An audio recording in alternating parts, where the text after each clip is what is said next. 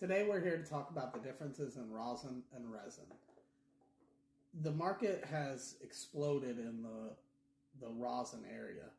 So what was once thought to be kind of a small artisanal market has now become a larger, more high demand product.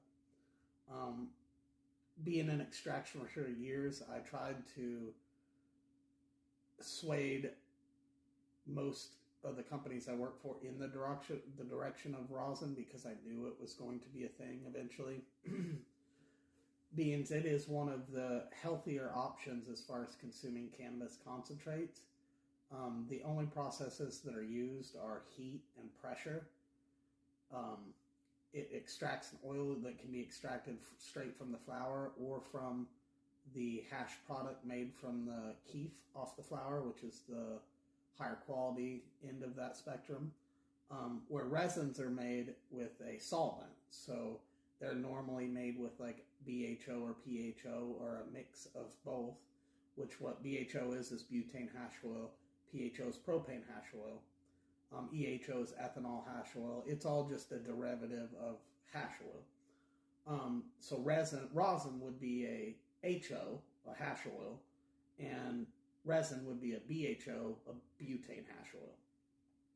So with the butane hash oil, the resin is actually extracted using liquid butane, which is then done with an air gas pump and recovered up to 99%, 98% most of the time, and then it's actually purged off for the rest.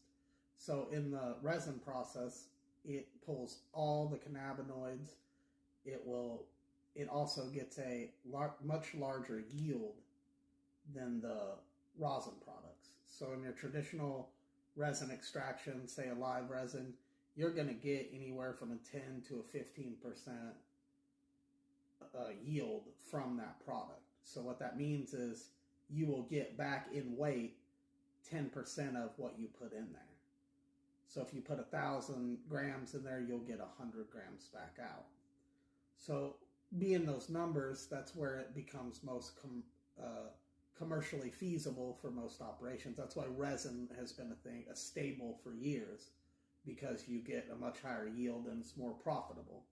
Where in the hand of rosin is not that way. You normally get like a 4 to 6, 8% yield on it at best. But you have a more artisanal raw product, where your rosins have all the fats and lipids, more of the natural profile of the plant.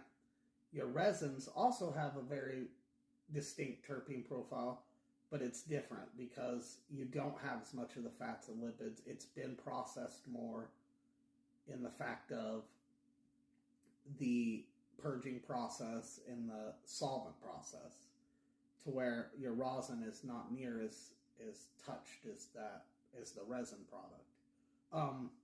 As far as quality, really both are about equal. It's about live resin and live rosin is about the top of what you can get as far as concentrates. They have all the new THCA powders and different things like that, which are definitely hold their own, but as far as concentrates go, resins and rosins are the best two options. I prefer resins. I'm a extraction specialist in butane hydrocarbon extraction. I also have been doing rosins lately, and I'm not going to say I am not borderline jumping on the rosin train these days.